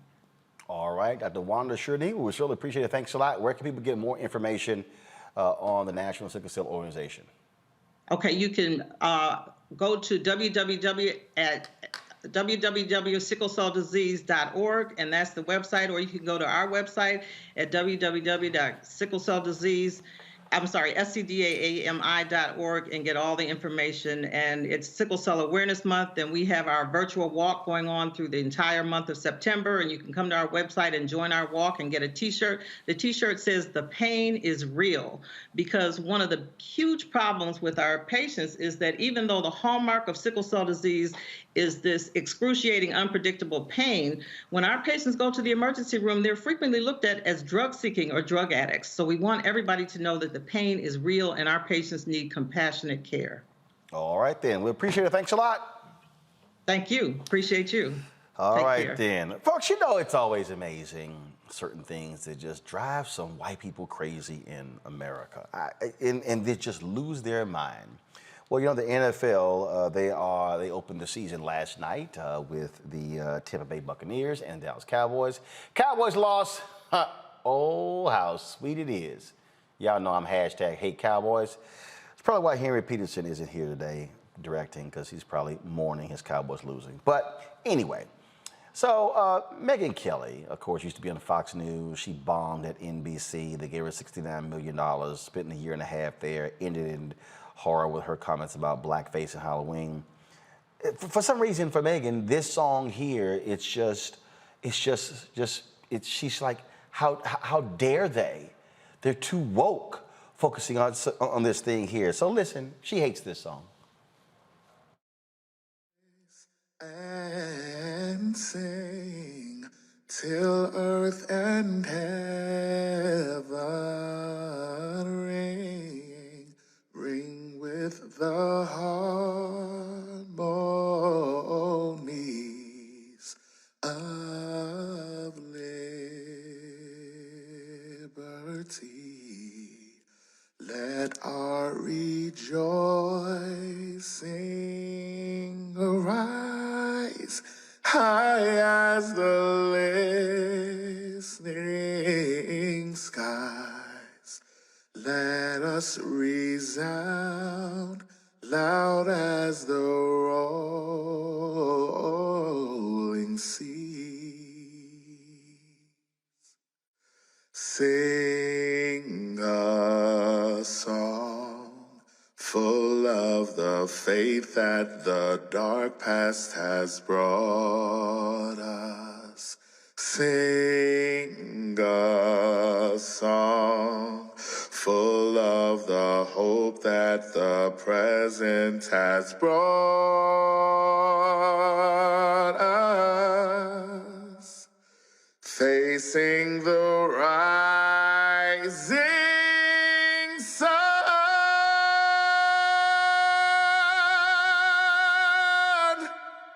of a new day begun. Let us march on till victory is won.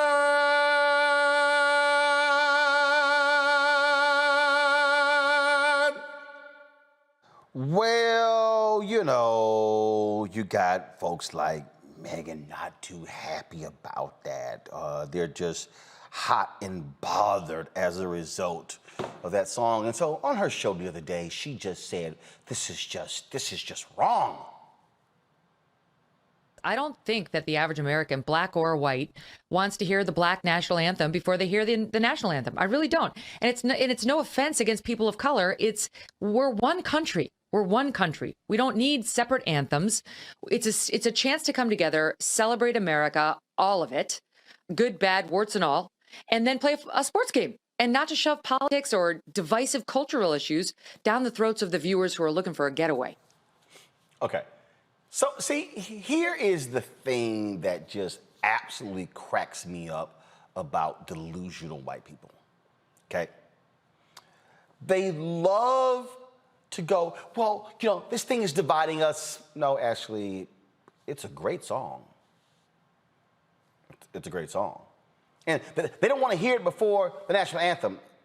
Well, Megan, have you actually gone to any NFL games? You know they play music before the national anthem. I mean, I've been to NFL games, and you actually might hear Too Short. You might actually hear Juvenile. You might hear Darius Rucker. You might hear a Beyonce song. You might hear Snoop Dogg. No one complains about the DJ playing music before the game. But you are so bothered because they're going to sing Lift Every Voice and Sing, which is called the National Black Anthem. Now, there's a reason why they call it the National Black Anthem. Because, there's a thing called American history. What's also silly to me, Megan, is how you and some white folks, first of all, when you say the average American, black or white, do me a favor, and she was on with Steve Krakauer, and I tweeted both of them, they haven't responded. Can y'all define for me average American?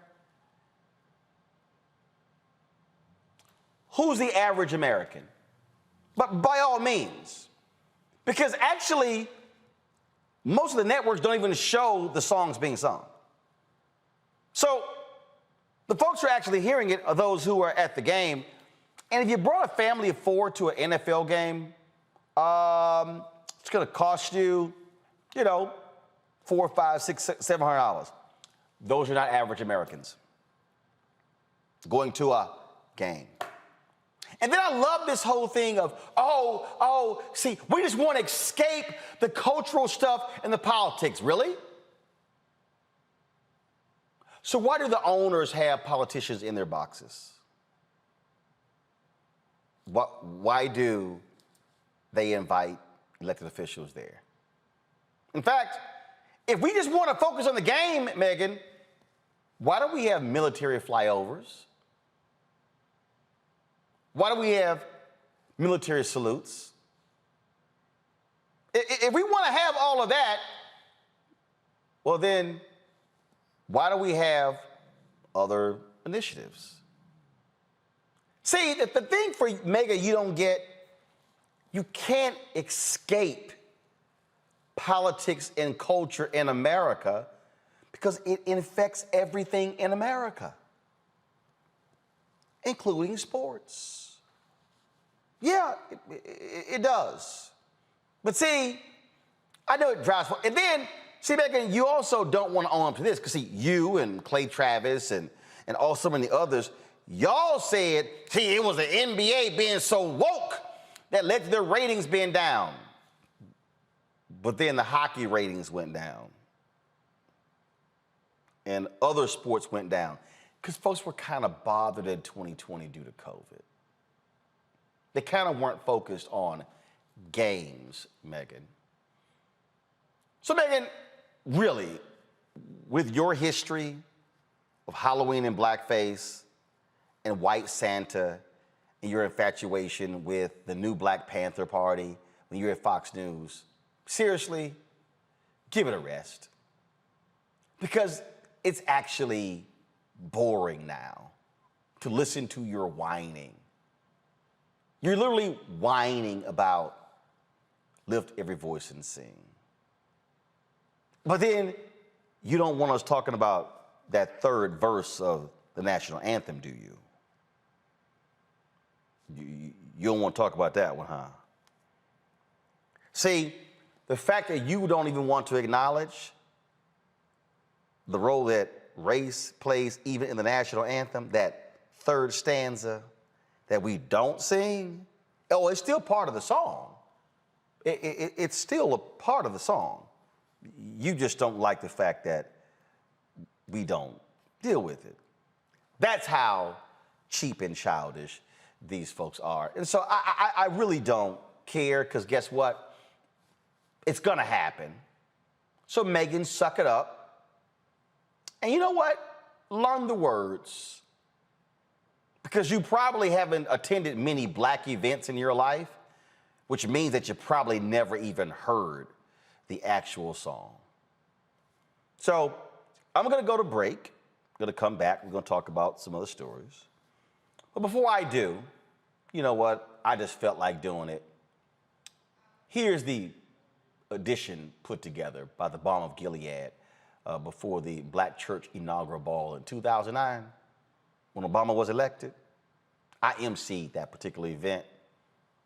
Megan, if you want to understand Lift Every Voice and Sing, you might want to watch this version of the song.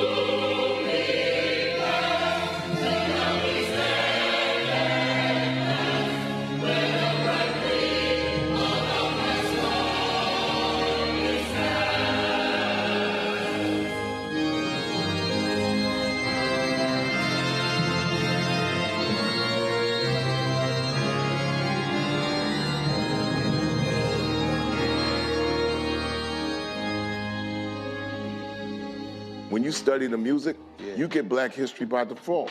And so no other craft could carry as many words as rap music. I try to intertwine that and make that create whatever I'm supposed to.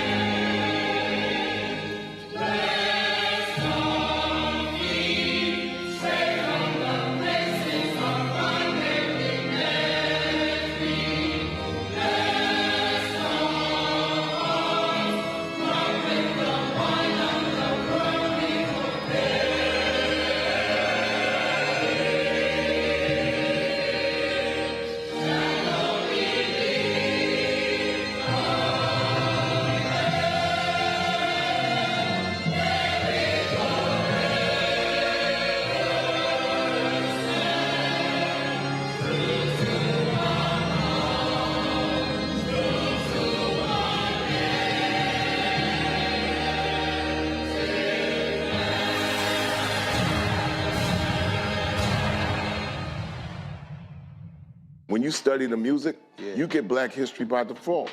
And so no other craft could carry as many words as rap music. I try to intertwine that and make that create whatever I'm supposed to send out to the universe. A rapper, for the longest period of time has gone through phases. I love the word. I hate what it's become, and to this generation, the way they visualize it. Its narrative kind of has gotten away and spun away from, I guess, the ascension of Black people.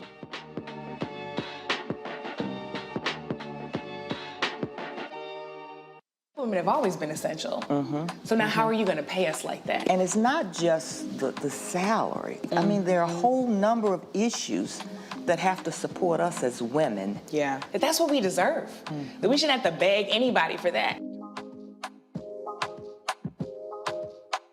And I think that we are trying to do our best as a generation to honor the fact that we didn't come here alone and we didn't come here by accident. I always say every generation has to define for itself what it means to move the needle forward.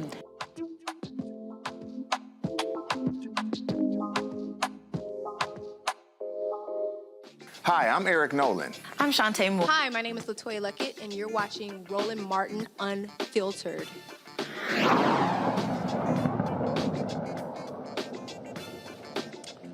Suicide is America's 10th leading cause of death. A recent study says Black boys between the ages of 5 and 12 are more likely to die by suicide than any other age group. Suicides among Black children under 18 have gone up 71% in the past decade. Here's a list of states where adults report the highest cases of anxiety or depression. You have, of course, Oklahoma, which leads with 39% of adults reporting. You also have Louisiana, Arkansas, Georgia, Arizona, Kentucky, West Virginia, New Mexico, Tennessee, as well as Nevada. Joining us now is Crystal Curry, licensed critical mental health counselor and founder of Compass Life Skills and Counseling. Glad to have you here. Thank you. For the longest, it was this thing, Black kids were not killing themselves at the same rate as white kids. What happened? Yeah, so finally we had some research come out that actually found that Black kids are killing themselves at a 5 times higher rate than their counterparts. And what it also found is that Black kids don't just kill themselves, they do it impulsively without a plan, which is completely separate from their white counterparts or their Asian counterparts. And so does that mean that something happened, something triggered that, as opposed to, if you're looking at white kids, depression, prolonged periods, and then it was planned out? And so, is that about trauma? What is that? Yeah, so a lot of it has to do with trauma. And in the Black community, unfortunately, we have normalized a lot of traumatic experiences. So one thing that we have normalized is that as Black parents, we force our children to be It means you obey me without question. And if you don't obey me, then I will whoop you into submission. And so we have to, it makes us tell our children, I'm going to tell you what to think, I'm going to tell you what to feel. And our children have no outlet, because what research also shows is that Black children talk to their family exclusively about their suicidal ideations or their suicidal thoughts. And when they can no longer talk up to their family about what they're feeling because it's not appropriate, then they internalize it and they're unable to cope, and they actually become their feelings, such as sadness or grief, instead of actually learning how to cope with it, feel it, and let it go. Are there any parts of the country, when we talk about where African Americans live, really it's like a reverse L in the country, are there any parts of the country where they are much higher than other areas? Yeah, so research shows that it happens mostly in intercities where there is more exposure to trauma, because Black kids have a higher rate of exposure to trauma, but also their exposure to trauma is more severe. So trauma deals with, racial injustices. It also deals with poverty. It also deals with discrimination and violence in the community and in the home. Questions for the panel. Kelly. First and foremost, thank you for just bringing this to light. In full transparency, I was one of those youth who did have suicidal ideations, dealing with depression and anxiety. And, thankfully I'm here today through a team of people, parents and teachers and pastors and the like. But my question to you is, given my own experience, can you explain or just give me your thoughts on how to reconcile the notion of religion with rationale? Because a lot of my conflict was the fact that you cannot just pray pain away. There are people who God made to be therapists, and sometimes the pastor doesn't have all the tools. So can you just, explain that and just elaborate on that further for the audience? Yeah, so religion sometimes overshadows the work that needs to be put in order for you to heal from your traumatic experiences, right? Because it just says, let's just pray it away, let's just fast it away, and then everything will be good. But it actually takes work, because trauma isn't just what happens to us, but it also deals with what happens inside of us. So anytime there is a traumatic experience, you change mentally, emotionally, and psychologically. And so a therapist and your support system helps you realize and understand the traumatic changes that have happened and the emotional blind spots that have come as a result of what happened to you. So it does take more effort than just praying. It actually takes the work. And, the Bible said faith without works is dead, but the work comes in from doing it on the outside, and you have to do the work on the inside. Amisha. Absolutely. And I feel you, and this day means a lot to me. My own little brother was 12 years old when he committed suicide. So coming from someone who's very close to an individual who went through this process, and my family, for the most part, still does not fully acknowledge the fact of what he died from, because from that Christian perspective, they don't believe in suicide, don't want to talk about it. But it was literally 4 months after our mom had passed away from cancer. My question to you is specifically around Black boys, because we're noticing and seeing the numbers and the rise in suicide among young Black males specifically. And those numbers are shooting up. Part of me believes that it is part and parcel of a culture that teaches Black men and Black boys that they cannot show emotion, that they have to be strong through everything, that they're supposed to just be able to pick up and keep going no matter what happens around them. And I think that in my little brother's case, watching my mom pass away, knowing that, my mom was a single parent and she was basically the leader of our household, the rest of us were older.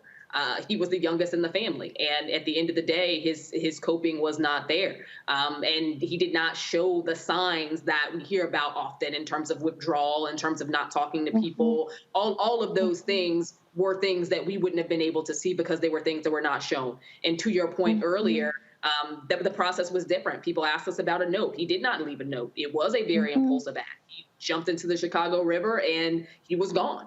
And I feel like, there's so much that goes on, particularly for our young kids, particularly Black males. And it's not talked about often. It's kind of pushed under the rug and they really suffer. What are some things or some ways that we could, work as a community to be able to basically wrap our arms around them and show them better ways of coping with the things, honestly, in many cases that are outside of their control?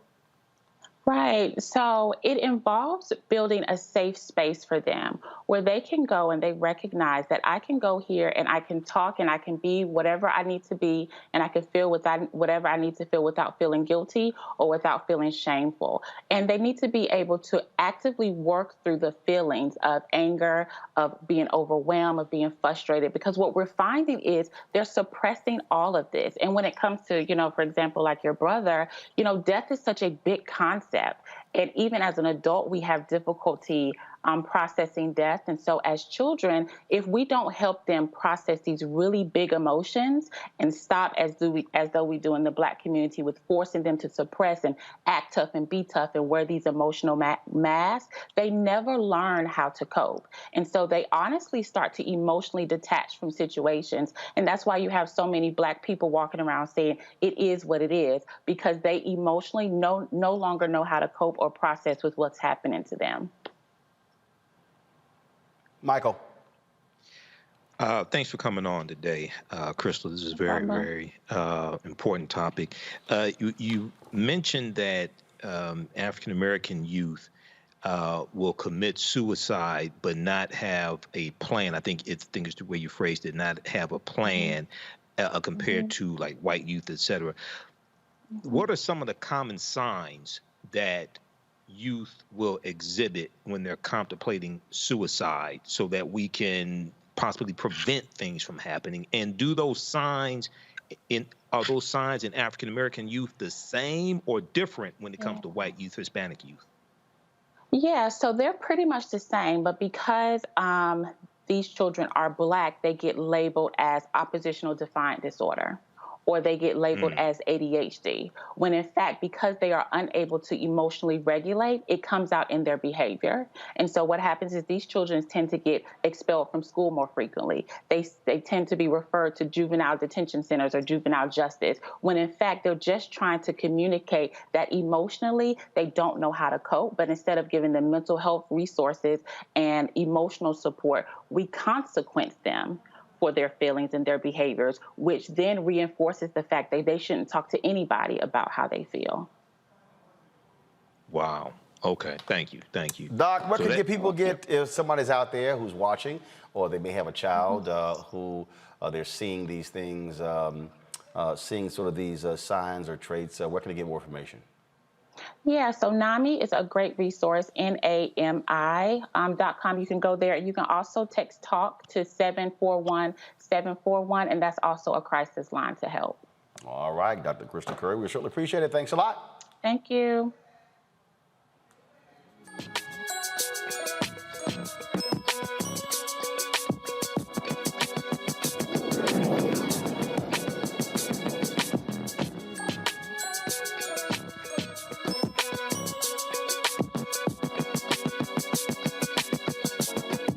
Well, we all know the value of Black children is seeing teachers who look like them in the classroom. Right now, about 2% of the teaching population are Black men, but there's an initiative looking to change that.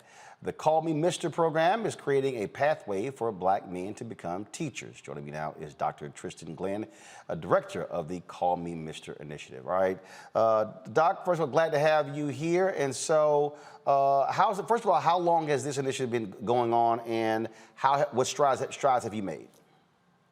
Well, thank you for having me, Roland. I appreciate the opportunity to come and talk about this important initiative. Call Me Mr. is an educator recruitment, development, and mentorship program that started in the year 2000 at Clemson University through a partnership with Clemson and three historically Black colleges, Benedict, Claflin, and Morris College. Through these efforts, we've seen we have a 98% retention rate of Black males who complete the program. So in our national network, that's what we're experiencing.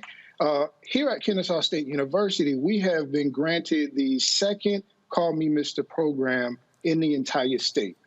We've launched this year. We've inducted our first 3 students. Our goal is to induct 5 each year. Membership in this program at Kennesaw State University, students receive mentorship, tuition, book, technology assistance, networking opportunities, and job placement assistance. So nationally, we're seeing this have a tremendous impact, particularly when you think about the issues that were covered and unpacked with your previous guest. That speaks to the importance of having males of color in the classroom who can view through a culturally responsive lens the issues that some of our young men may be experiencing. And so when you talk about trying to attract brothers into the classroom, I mean, look, they're having difficulty attracting men and women because of pretty much the teaching profession still operates by the old paradigm of the work 30, 35 years and get you a pension. And so what is the feedback that you're getting from brothers who might be receptive to teaching, but they're not sure in terms of how the economic structure is set up and things along those lines? You know, Roland, that's a good point. And every time we talk about recruitment of educators of any race and any racial identity, that's one of the things that most often emerges when folks consider education as a pathway. But I want to share with you that when talking with brothers in my recruitment efforts, that's rarely a point of contention. I find myself spending considerable amount of time just simply trying to create a level of interest in our Black males about teaching, and here's why. Unfortunately, schools are engaged in what I call a push-pull process, right? So because of the ways in which we have failed to respond to the unique social, emotional, and academic needs of Black males, schools are engaged in an intentional process of pushing Black males out of the classroom. So what happens is that Black males begin to struggle in their learning experiences. That then increases the likelihood of them being referred for special education services. And once they fall into these types of school experiences, what happens is that they fail to complete school. So we experience a push out. So now on the opposite end, we're trying to pull teachers in. However, it's difficult for us, and we have to be intentional about reintroducing our Black males into the classroom. So what I find is that I ask young Black males, have you considered being a teacher? And many of them just say flat out no. And I ask them why, and they struggle to articulate the why. Well, what I know is from personal experiences as an educator, I realize that many of our Black males can't see themselves as being teachers because they've never been taught by someone who looks like them. So they traverse their entire academic experience with very little thought about schools being a place for them. Questions from our panelists, Michael. All right, Dr. Tristan Glenn, thanks for coming on today, and this is, a very important topic. When we talk about getting more African-American males to be teachers, what are the particular fields? I know we're dealing with like first grade through 12th grade, but what are the particular specialties or subjects that African-American males are needed to teach the most? Are we talking about social studies? We're talking about mathematics, science, et cetera? Well, brother, I appreciate the question. And I think when you think about the broader context of education, I believe that there's space for Black males in any classroom, right? I think obviously many would think about right now we have a critical shortage in for special education teachers. We have a critical shortage in the area of math and science. So in our STEM-related fields and special education, there's a historical underrepresentation of men in general, particularly Black males. So you see a lot of efforts that are geared towards recruiting and retaining Black males for those areas. But me, personally, I say we need Black males at all levels, in all classrooms, in all positions and capacities. Okay, thanks. Amisha? Absolutely, and thanks for being here. I worked in executive leadership at Chicago Public Schools and agree with everything that you said. At the end of the day, over 70% of the nation's public school teachers are white female, K through 12. What we know statistically and what studies have shown us is that having a Black male specifically driving a classroom changes outcomes, not only in terms of on grade level, but also exceeding grade level, and not just for Black kids, for all kids. But the issue of recruitment continues to come into play, and largely to the point that you made earlier of the bad experiences that many of our Black males, young Black men, have had in the classroom themselves. Once you don't feel safe in your classroom, or you feel targeted, or you've been pushed out, the odds of you wanting to walk into that situation and lead it are very slim. What are some of the avenues that you're working through, or the things that you're trying to see come to pass in terms of getting more Black young men interested in this field, but also getting people, Black men who are potentially in other fields, interested in trying education on? Because like you said earlier, I do think that it could change so many things, but also there's a critical need in all subject matter, in all grade levels, to have a Black man in the classroom. Indeed. Thank you. So one of the unfortunate reality that you speak to is that schools right now, as they are currently constituted, are not viewed by Black males as a place that they can thrive, but rather a place that they must survive. So we don't exist in this space in a way of thinking that this is a place for us. So they choose, we choose, young Black men choose to explore other career paths and opportunities. One of the things that we're exploring here at KSU that models some of the other Call Me Mr. programs, right here we're in the process of developing a Future Misters Academy. And the Future Mr. Summer Academy is a program that we will induct middle and high school males into the education process. So what does that look like? We will be bringing Black males to campus for a summer week-long experience where they'll live in the campus dorms, they'll dine in the campus facilities, they'll do enrichment activities. And this is important because due to the fact of the statistics that you referenced, 79% of the current teaching population are white females. As a teacher educator, I realize that there's a correlation between our future teacher pipeline, in which 72% of the teacher candidates who will be entering into the field are white females as well. So what do we have to do? We have to prick that interest in education in students at a very early age. Things like the Future Mr. Program that we're developing here, the Junior Mr. Rising Mr. Academy that we have at Georgia College. This will position us to introduce young Black males to Black male educators who can mentor them and develop relationships with them that they can carry throughout the way. So when they are prepared to enter into their college experience, education is at the forefront of one of those career paths that they want to explore. Kelly. Yes, thank you. I did not realize how privileged I was to have at least one Black male teacher in every grade level of my grade school trajectory, including college, because I went to an HBCU, so that was kind of a given. But so that being said, I didn't realize that this was an issue because I had seen it my entire life. So I guess my question to you is, what is necessary for Black male teachers to be in a school regarding the culture of the school? Does the culture of the school need to be cultivated in such a way to accept Black male teachers? I know you were talking previously about how the school culture itself for the student can be hostile towards Black young men. But regarding the culture for the Black male teacher himself, is that a different culture, or are they coming up against the same type of thing? If so, what needs to change in that environment to accept more Black teachers and to encourage more Black male teachers specifically to come into the classroom?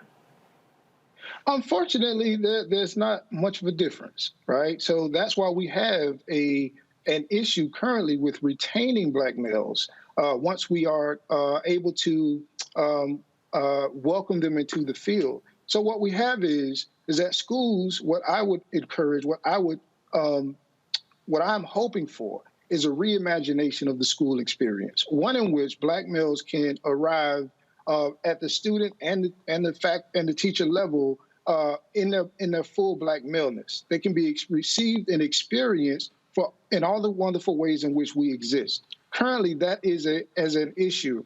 I work with other Black male educators, scholars around these issues, and what I find is there's a theme as to why we have chosen to leave the classroom and move into administration or move into faculty positions in the academy, is that we fail to have that experience. I, too, am a proud HBCU graduate from Bethune-Cookman College, and I understand the importance of having that community. So what we do, and call me Mr., is what we try to do is equip our students, our candidates, our Misters with what I consider tools of resistance. When I talk to Black males on my campus, I'm very transparent with them.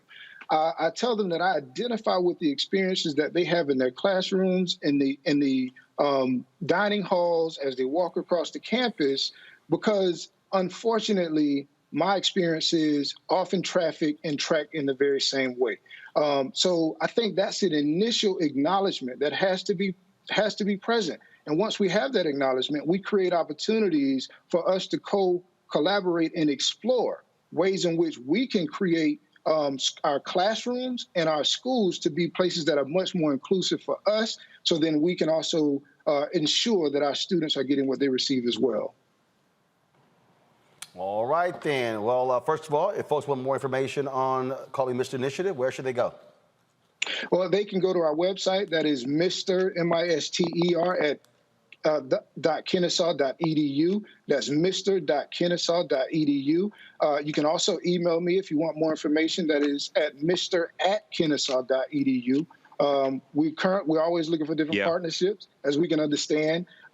Education is not free. My goal is to provide as much financial assistance to my candidates to reduce the barriers that we know exist for critical populations of students, because we know that, Roland, that is the first step in increasing this pipeline, is making education more affordable. And Call Me Mr. is committing to doing that in the ways that we can, to the greatest extent we can, for our students. All right, then. Tristan, we appreciate it. Thanks a lot.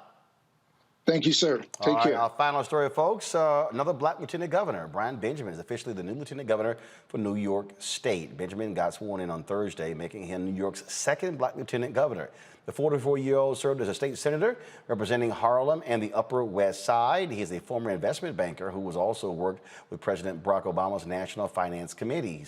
He succeeds New York Governor Kathy Hochul in the position. She took office last month as New York's first female governor after Andrew Cuomo resigned. So certainly congratulations to now Lieutenant Governor Brian Benjamin. I've known Brian sometime. We actually threw a party together at CBC. So we're going to get him on the show real soon. All right, Amisha, Michael, Kelly, we certainly appreciate it. Thank you so very much. Glad to have y'all on the show to close out this week. It has been quite the busy week. We, of course, are nearing, folks, 10,000. We're close to 10,000 downloads. Let me see where we are. So y'all who are watching on all different platforms, let me just see here where we are. We're trying to get 10,000 downloads by this weekend. We right now are at 8,441. So we get 1,600 more people. We'll hit 10,000 downloads. Black Star Network. And again, I'll be announcing real soon. Other shows will be launching on the network. And so you can download it on all the platforms: Apple phone, Android phone, Apple TV, Android TV, Amazon TV, Amazon Fire Stick, Xbox, Samsung TV as well. All of those platforms, you can get our OTT app. You can also support us with our Bring the Funk fan club. Of course, you can join. Our goal is to ask 20,000 of our fans to give on average $50 each for the course of a year. That's $4.19 a month, 13 cents a day. You can do so Cash App, $, R Martin, RM Unfiltered. PayPal is paypal.me/R Martin. You also have Venmo.com. Venmo.com is RM Unfiltered. Zelle, RolandSMartin.com. And we also have, of course, RolandMartinUnfiltered.com. And so please support us in terms of what we do. And look, it's really important as we move forward, as I say, what we're doing here and what we're building, because we really understand the importance of our news, our perspective. You look at what we talked about today, with whether it's black suicides, whether you're talking about, of course, COVID and morticians, whether we're talking about, again, black teachers, and of course, our segment on sickle cell and other segments. I mean, if you're not getting this on these other shows, it ain't happening on CNN, MSNBC, and Fox News. It ain't happening on ABC, NBC, CBS. And there's no other digital show what we're doing right now. And so we are independent.